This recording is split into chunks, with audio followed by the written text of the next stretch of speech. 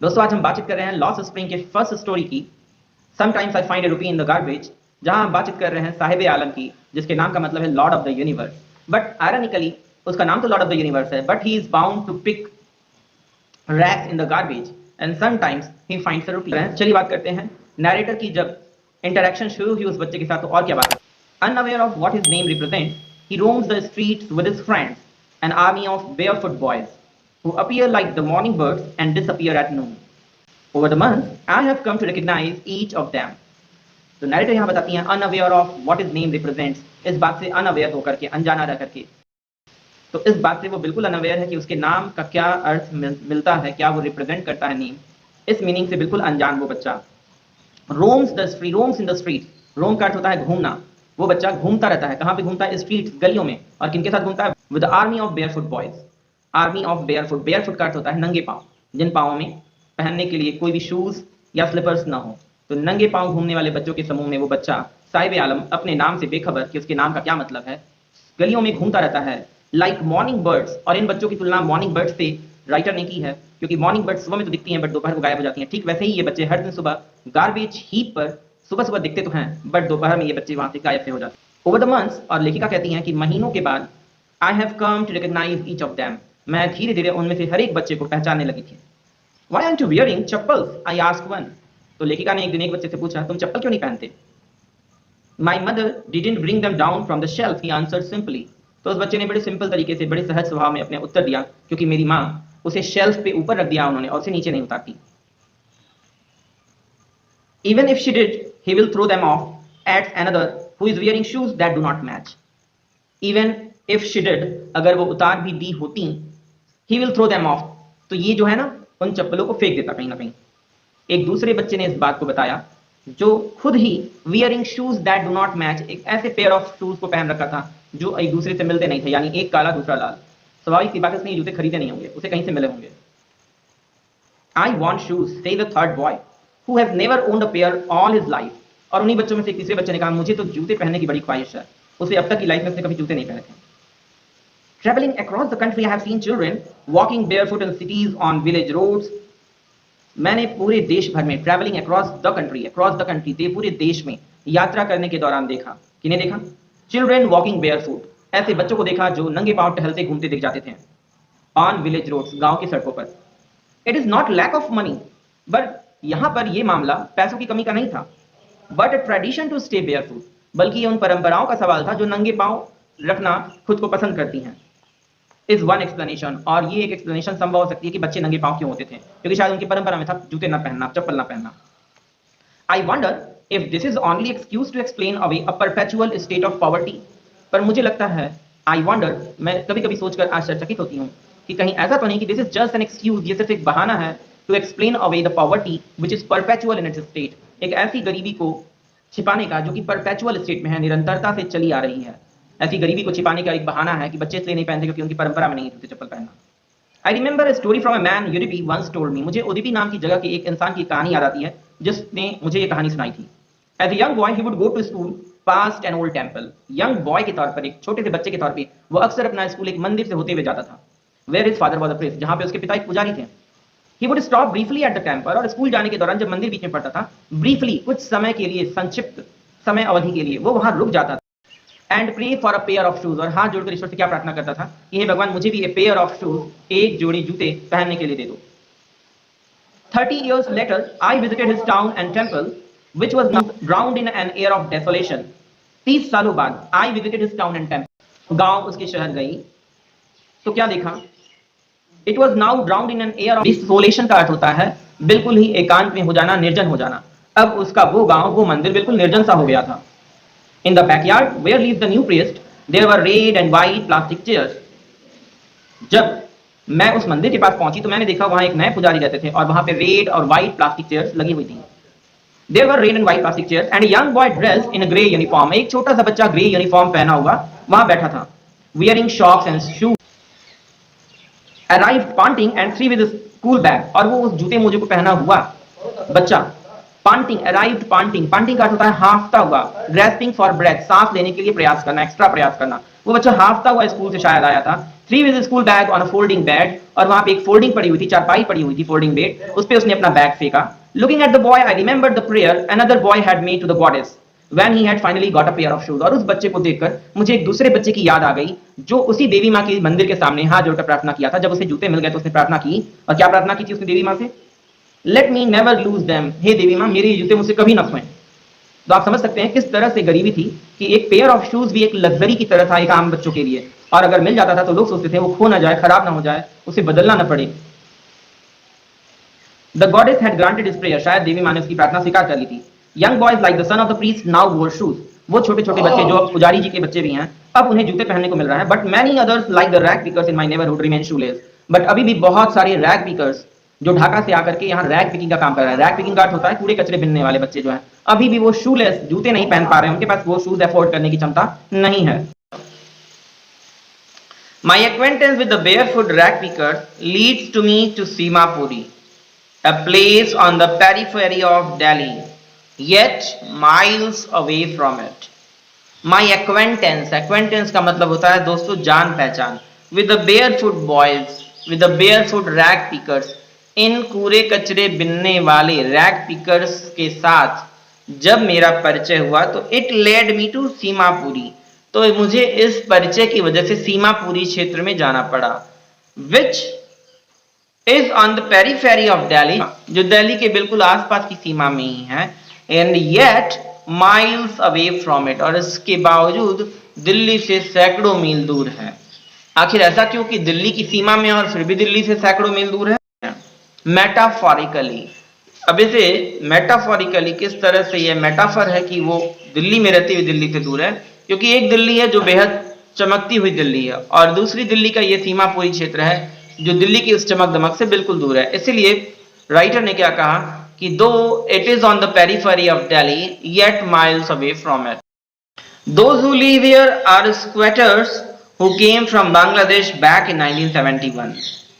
जो लोग यहाँ रहते हैं, इस सीमापुरी क्षेत्र में रहते हैं, दे आर स्क्वैटर्स. स्क्वैटर्स जो लोग अवैध तरीके से, नाजायज तरीके से कब्जा जमा ले जमीन मकान पर, वो आकर के यहाँ जम से गए.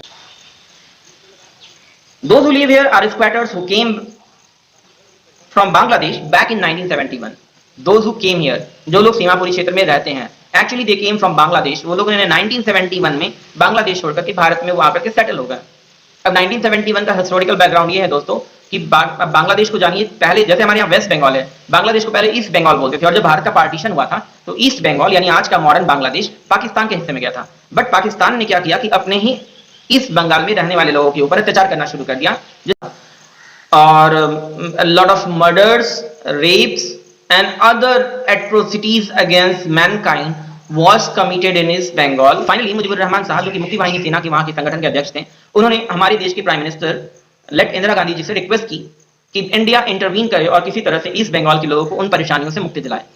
जनरल सैम मानेकशॉ गाइडेंस में इंडियन आर्मी ने ये जंग लड़ी और 90,000 प्लस आर्म्ड पाकिस्तानी सोल्जर्स को सरेंडर करने के लिए मजबूर कर दिया. 1971 में बांग्लादेश का निर्माण हुआ, ईस्ट बंगाल को पाकिस्तान से मुक्ति मिली और बांग्लादेश नाम का एक नया देश इमरजेंस में आया. तो ये है 1971 की बैकग्राउंड स्टोरी दोस्तों. तो जब वहां पे आर्मी पाकिस्तान की लोगों को परसिक्यूट कर रही थी, परेशान कर रही थी, तो वो लोग भाग करके यहां पर आ चुके थे इंडिया में. तो 1971 में दिल्ली के सीमापुरी क्षेत्र में ये वही लोग थे जो रहते थे. Seemapuri was then a wilderness. उन दिनों 1971 की बात है, सीमापुरी वाज अ विल्डरनेस, बिल्कुल डिसोलेट एरिया था, बिल्कुल निर्जन इलाका था. 1971 की बात है दोस्तों, तो 1971 में दिल्ली बिल्कुल ही निर्जन इलाका था. It still is, but it is no longer empty. जब नैरेटर ने ये स्टोरी लिखी तब भी ये जगह कुछ ऐसी ही थी, but it is no longer empty. Seemapuri लेकिन 1971 के बाद के दौर में एम्प्टी सा नहीं रह गया. पहले वो निर्जन था, वहां लोग नहीं रहते थे, बट अब 1971 के बाद जब माइग्रेंट्स इतने सारे रेफ्यूजीज आ गए तो वहां भीड़ ही भीड़ हो गई लोगों की. In structure of mud with roofs of tin, tarpaulin, devoid of sewage, drainage और running water live 10,000 rag pickers. Devoid of sewage, drainage, running water, कोई वॉशरूम की सुविधा नहीं, कोई सीवेज नहीं उसके लिए निकला, पाइपलाइन नहीं, कोई पानी की सुविधा नहीं, किसी तरह से मड के बने, कीचड़ के, मिट्टी के बने हुए घरों में 10,000 रैग पिकर्स उन दिनों में रहते थे जब लेखिका महोदय ने इस विषय पर लिखा था. अच्छा, इन घरों की छत कैसी होती थी दोस्तों? देखिए लिखा है roofs of tin and tarpaulin. Tin और टर्पलिन यानी जिसको हम लोग तिरपाल बोलते हैं हिंदी में, उससे इनकी छतें बनती थी। इमेज भी आपको दिखाता हूं दोस्तों, ये देखिए। अच्छा, ये लोग कब से रह रहे थे? फॉर मोर देन 30 ईयर्स, और वो 30 सालों से लंबे समय से 30 सालों के लंबे समय से वहीं रह रहे थे विदाउट एन आइडेंटिटी। और चूंकि वो भाई विदेश के थे तो इंडिया में उनको कोई आइडेंटिटी कार्ड नहीं मिल पाया था। विदाउट परमिट्स, उनको कोई बहुत परमिशन नहीं मिली थी बहुत बड़े बिजनेस करने की, but with ration card. But इसके बावजूद उन्हें राशन कार्ड मिल गया। अच्छा, राशन कार्ड के लिए अन्य जो भी आवश्यक डॉक्यूमेंट्स होंगे वो भी मिल गए होंगे, तो राशन कार्ड उनको मिल गया। And get their names on voter list and enable them to buy grain. और राशन कार्ड बनने की वजह से क्या हो गया? That get their names on voters list. जब राशन कार्ड में नाम आ गया तो वोटर लिस्ट में नाम आ गया, और जब वोटर लिस्ट में नाम आ गया तो वहां पर अब क्या कर सकते थे? यहां पर वो अनाज खरीद सकते थे फेयर प्राइस शॉप से। फेयर प्राइस शॉप क्या होता है दोस्तों? राशन की दुकान, कोटे वाली दुकान, है ना, जहां पर सस्ते रेट में अनाज मिलता है। Food is more important for survival than an identity. If at the end of the day we can feed our families and go to bed without an aching stomach, we would rather live here than in the fields that gave us no grain. Say a group of women in tattered saris when I asked them why they left their beautiful land of green fields and rivers. Food is more important than survival. Food is more important for survival than an identity. एक identity से ज्यादा important है कि उन्हें किसी तरह से 2 वक्त की रोटी मिल सके, क्योंकि सर्वाइवल के लिए आपका आईडी कार्ड काम नहीं आएगा, बट आपके पेट में अनाज के दाने होने चाहिए। तो ये मान्यता थी, जो बांग्लादेश से आकर के रिफ्यूजी लोग यहाँ पर मजबूर थे रहने को, उनकी ये मान्यता थी। द नरेटर आज a group of women in tattered sari, tattered का अर्थ होता है दोस्तों फटा हुआ, वर्न आउट, ठीक है। तो जब टैटर्ड साड़ी में, फटी हुई साड़ी में महिलाओं के एक समूह से लेखिका ने पूछा कि आप लोग अपने उन हरी भरी ग्रीन फील्ड्स वाले ढाका में क्यों नहीं चले जाते? तो उन महिलाओं ने कहा कि हमारे परिवार के लिए इतना काफी है कि उन्हें 2 वक्त की रोटी मिल जाए, और हमें एकिंग एम्प्टी बेली, पेट में भूखे होने की वजह से दर्द हो रहा हो, ऐसे सोने जाना पड़े, इससे कहीं अच्छा है कि हम भारत में रह करके 2 वक्त की रोटी कमा पाते हैं, जबकि बांग्लादेश में यह संभव नहीं होगा, और इस वजह से वो यहीं रह जाना चाहते थे। Wherever they find food, they pitch their tents that become their transit home. जहां कहीं उन्हें व्यापार करने का मौका मिलता था, खाने के लिए 2 वक्त की रोटी मिलती थी, वो अपना टेंट गाड़ लेते थे और रहने लगते थे। Children grow up in them becoming partners in survival. और चिल्ड्रन भी इन्हीं टेंट्स में पल रहे थे, बढ़ रहे थे, और उन बड़े बुजुर्गों के सर्वाइवल के इस जंग में उनके सहयोगी बनते जा रहे थे। And survival in Seemapuri means rag picking. और सीमापुरी के क्षेत्र में कमाने का एक जरिया जो लोगों को समझ आ रहा था वो था रैग पिकिंग, यानी कूड़े कचरे को बिनकर लाना, और बच्चे भी इस काम में अपने माँ बाप का सहयोग करते थे। Through the years it has acquired the proportion of fine art. एक लंबे समय से 30 ईयर्स से लोग रह रहे थे, तो एक लंबे समय से ये काम करते करते इस रैग पिकिंग ने भी एक आर्ट का फॉर्म ले लिया था, एक कला का रूप ले लिया था। इसमें भी एक स्टाइल थी, गार्बेज में से भी सही चीजों को चुनना एक कला की हो गई थी। Garbage to them is gold. उनके लिए गार्बेज, हमारे लिए जो गार्बेज डंप है, कूड़े कचरे का ढेर है, उनके लिए गोल्ड की तरह था, क्योंकि वो यहां से भी वैल्यूएबल्स निकाल लेते थे। It is their daily bread, और यही उनकी डेली इनकम का स्रोत था, उनका ब्रेड एंड बटर, उनके आजीविका अर्जन का एक साधन था। A roof over their heads, और इस पूरे कचरे के ढेर की वजह से ही उनके सरों पे छत थी। Even if it is a leaking roof, भले ही वो छत बरसात के मौसम में लीक करने लगे, सीपेज आ जाए, पानी गिरने लगे ऊपर से, but for a child it is even more. But एक बच्चे के लिए तो ये सिर्फ आजीविका अर्जन का साधन नहीं था गार्बेज, ये सिर्फ रहने की छत नहीं थी, बल्कि उससे भी कहीं ज्यादा महत्वपूर्ण था ये गार्बेज का ही। ऐसा क्या था, आइए देखते हैं। I sometimes find a rupee, even a 10 rupee note, साहब says, his eyes lighting up। साहब की आंखें ये बताते हुए चमक उठती हैं कि कभी कभी तो इस कूड़े के ढेर में से मुझे 1 रुपए छोड़िए, कभी कभी तो 10 रुपए का भी नोट मिल जाता है। When you can find a silver coin in a heap of garbage, you don't stop scrounging। और जब चांदी के सिक्के मिलने लगे गार्बेज के हीप से, तो फिर आप स्क्राउंजिंग की जो आदत है, यानी कि इनकॉन्सिक्वेंशियल इंपॉर्टेंट चीजों को कूड़े कचरों में से ढूंढने की जो आदत है, वो आप कैसे बंद कर पाओगे? You don't stop scrounging, for there is the hope of finding more। क्योंकि हमेशा उम्मीद रहती है शायद और कुछ ज्यादा मिल जाए, कुछ और मिल जाए।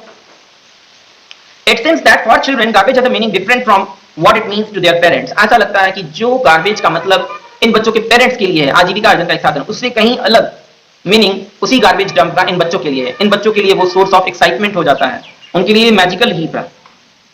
कैसे भाई? It is wrapped in wonder, ये आश्चर्य तमाम अपने अंदर समेटे रहता है ये गार्बेज ऑफ हीप। क्या पता कहां से क्या मिल जाए, क्या पता कहां रुपए मिल जाए।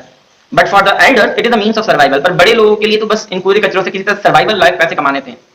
One winter morning, I see Sahib standing by the fenced gate of the neighborhood club, watching 2 young men dressed in white playing tennis. One winter morning, I see Sahib, एक जाड़े की सुबह मैंने साहिब को देखा, standing by the fenced gate of the neighborhood club। Neighbourhood में, पड़ोस में एक क्लब, स्पोर्ट्स क्लब था, उसके फेंस्ड गेट, फेंस का अर्थ होता है चार दीवारी चला देना, उसकी जो चार दीवारी चली हुई थी उसके सामने एक गेट पर खड़े होकर के watching 2 young men, वो 2 नौजवान लड़कों को देख रहा था, 2 नौजवान पुरुषों को देख रहा था, dressed in white playing tennis, जिन्होंने सफेद कपड़े पहन रखे थे और वो टेनिस खेल रहे थे. I like the game, he hums, content to watch it, standing behind the fence. He hum, बिल्कुल वो गुनगुनाता सा बोला, मुझे ये खेल बहुत अच्छा लगता है. कंटेंट टू वॉच इट, और वो कंटेंट था, कंटेंट का अर्थ होता है सेटिस्फाइड था, इस खेल को देख करके भी उसे खुशी मिल रही थी. I go inside when no one is around, he admits, और उसने मुझसे इस बात को एडमिट किया, स्वीकार किया कि जानती हैं कभी कभी जब कोई नहीं होता है तो मैं भी चला जाता हूँ स्पोर्ट में खेलने के लिए. The gate keeper lets me use the swing, और गेट कीपर जो है वो मुझे अंदर स्विंग, झूले जो लगे हैं उसे यूज करने देता है. Sahib two is wearing tennis shoes and look strange. Sahib two is wearing tennis shoes that look strange over his discolored shirt and shorts. उसके discolored shirt और shorts, बेरंगे से हाफ पैंट और शर्ट के ऊपर उसने जो टेनिस शूज पहन रखे थे, साहब ने भी पहन रखे थे, बट वो बड़े अजीब से लग रहे थे, बेढंग से लग रहे थे, क्योंकि उसके शर्ट और पैंट की रंगत उतरी सी थी. Someone gave them to me, he says in the manner of an explanation. और जब मैंने उसके शूज की तरफ देखा तो ऑलमोस्ट एक्सप्लेन करता हुआ उस बच्चे ने बताया, नहीं ये मैंने नहीं खरीदे, मुझे किसी ने दिए हैं. They are the discarded shoes of some rich boy who perhaps refused to wear them because of a hole in one of them. शायद एक्चुअली ये शायद किसी ऐसे बच्चे की, ऐसे रिच बच्चे की टेनिस शूज थी जिसके एक शू में थोड़ा सा छेद हो जाने की वजह से उस बच्चे ने इस शूज को हटा दिया, डिस्कार्ड कर दिया कि मुझे नहीं पहनने ऐसे शूज. और यही शूज साहब पहन रहा था क्योंकि इट डजंट बॉदर हिम, ये जो शूज में होल था ना, इससे उसे कोई लेना देना नहीं था, उसे शूज मिल गए, ये बड़ी बात थी. For one who has walked barefoot, even shoes with a hole is a dream come true.